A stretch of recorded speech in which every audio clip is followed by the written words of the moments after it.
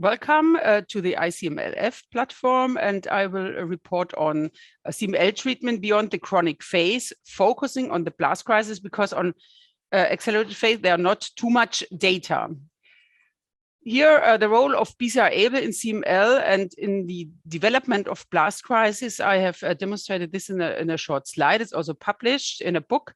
So you can see that if BCR-ABL gives a hit to this to CML and to stem cells, the chronic phase appears, and you need a second hit or something else to develop, for example, additional chromosomal aberrations so that the disease evolutes to progression, to either accelerated phase, but this is sometimes also missing, and then to blast crisis. This is the outcome of CML patients diagnosed with blast crisis in the pre-TKI era. So you see there's a median survival of only 4 months. These are data from the CML study group. Before 2000, altogether, we had several trials there. People were treated with interferon or hydroxyurea and even busulfan at this time. And you see that this was really a very bad outcome. So what happens since then? With the introduction of TKI in the treatment, you can see that here the cumulative incidence of blast crisis with different treatments very much decreased with TKI. This is the green line here in the bottom. So it's below 5% even after 6-7 years. And it was up to 70% in the busulfan and interferon era before. It was not 100%. People also died from other things, also in chronic phase, from other diseases, as is also today. So you will never get here 100% marker. The overall survival now compared to before, it's taken here in this slide, and you see that there's a very much increase in the chance to survive from blast crisis, with a median survival of now 16 months, if you look here. This is a CML4 trial where imatinib was randomized in different arms, even with 800 milligrams versus 400 milligrams, and in combinations of interferon. Yeah, much increase, but it's still a worse outcome, and it's very much to do in this setting. So these are not the only data. We have also some data from the Italian group, and you can see here that the outcome of blast crisis divided in lymphoid blast crisis and myeloid blast crisis, and you see that the outcome is, as compared to the CML4 trial, it's comparable to this trial. There is a very much different if patients under treatment after blast crisis have again a hematological response or even a major cytogenetic response, and this increase the survival, overall survival very much. So the first goal in blast crisis is to get a second remission or another chronic phase before, for example, stem cell transplantation. So you will see that in the next slides. This is a summary of treatments and in blast crisis. It was in 2008, it's updated in 2010, so I will show you what happened afterwards. You see with imatinib, with dasatinib or nilotinib, that the outcome survival at 12 months was very high compared, but in median, you see still also with dasatinib, nilotinib, there's no change compared to imatinib. So yeah, this is not the way to go with the TKI alone. Since then, we have the NSND trial, for example. This is also what it looks like in the CML4 trial with a median survival of 11 months. Patients who were who progressed within this trial have also a very bad survival. With ponatinib, which came up after this summary was published, you see here a comparison of patients in accelerated phase, in blast phase and in with Philadelphia chromosome positive ALL. And you see that also with ponatinib, the outcome is not very much better compared to nilotinib, dasatinib, or imatinib. It's a little bit better in accelerated phase. And here I have to say, accelerated phase is probably not that it was before. There's a definition in the ELN recommendations, but you know, I think also accelerated phase could be defined as if you have a resistance to the fourth TKI. So, but this is not in discussion. There is a provisional definition in the WHO, so, but this will be updated in a new version, which is ongoing at the moment. What about combining chemotherapy and TKI? And here are only small studies published so far. For example, here is one from 2013, where imatinib was combined to HCVAD or dasatinib in combination in lymphoid blast crisis.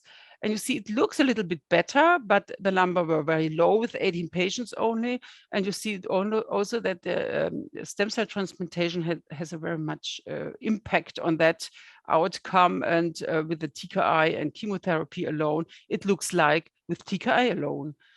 There have other small studies been published combining conventional chemotherapy and TKI, all with very small numbers of patients. For example, here dasatinib with FLAG-IDA, second generation TKI with azacitidine, 5 patients, and hyper-CVAD with imatinib or dasatinib in lymphoid blast crisis. It seems a little bit better, but there's no randomized comparison, so we cannot really judge on that.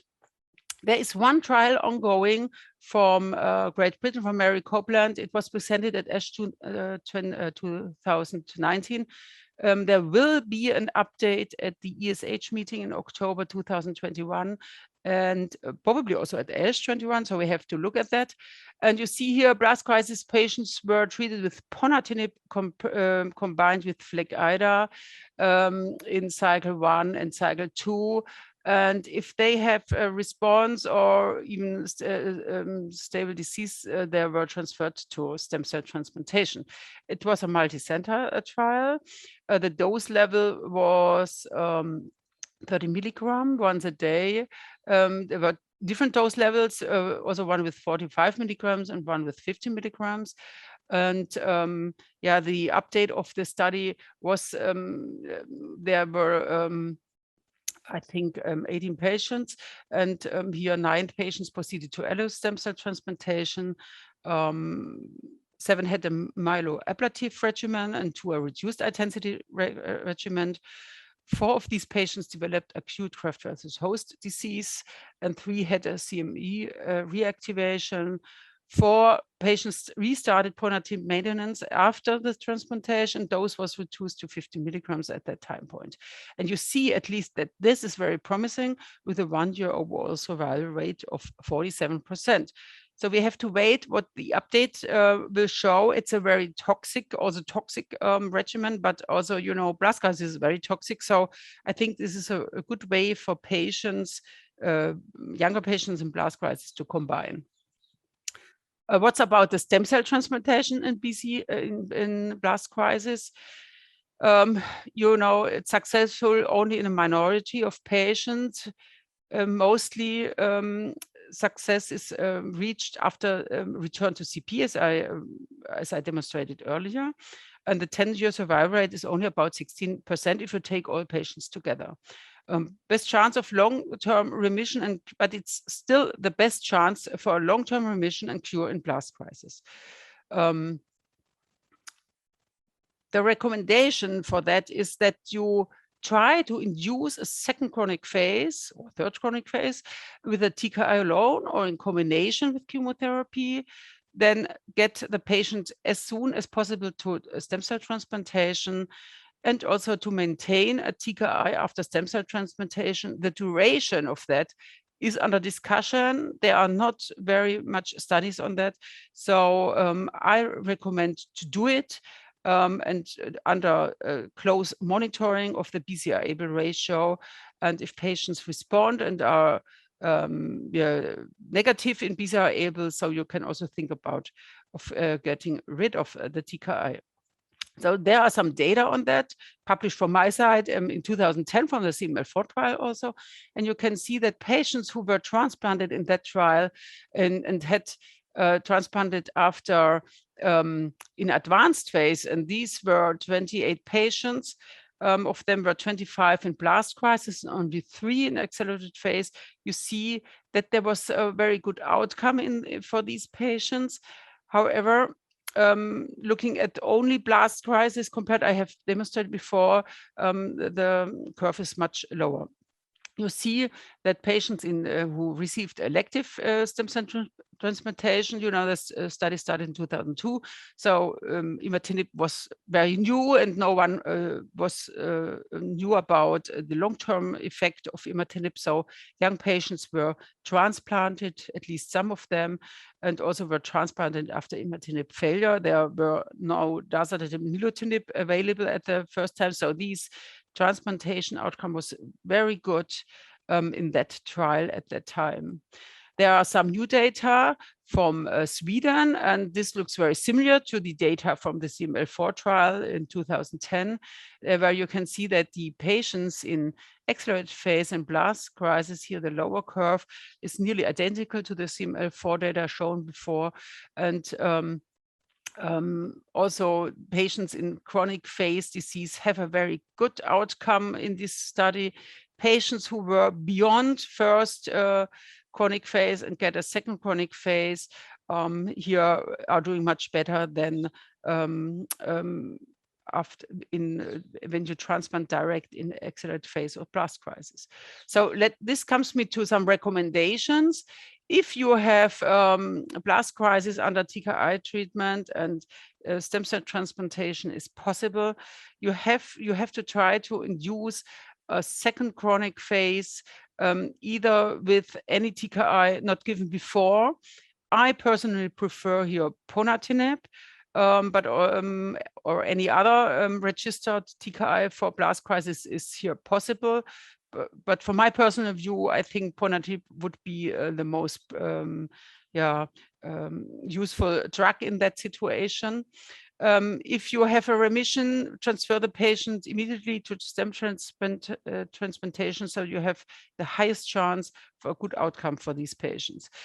In case of relapse, there are not so many things anymore, so you have to look for investigational agents for studies which are not really ongoing at the moment.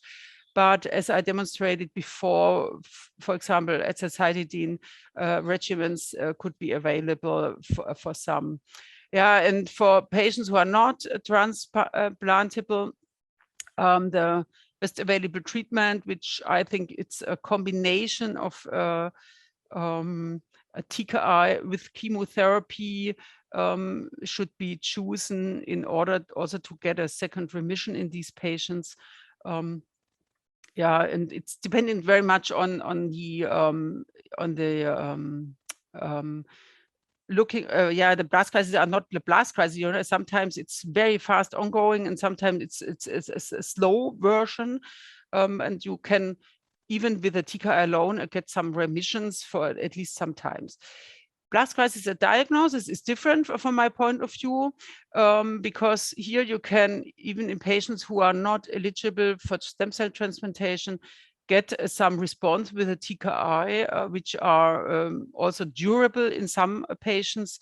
So it's a different situation if a BC appears, it's developed under TKI treatment, or you have it from time point as diagnosis. Also, it's the same with the accelerated phase. From this, I want to summarize.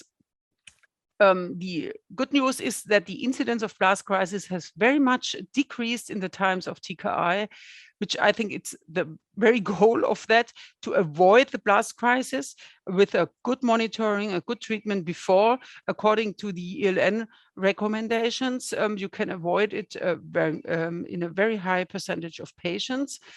Survival in blast crisis remains poor, despite the fact we have so many TKIs available. and it's only around 12 months in median for most patients. The best survival chance is if you get patients to stem cell transplantation.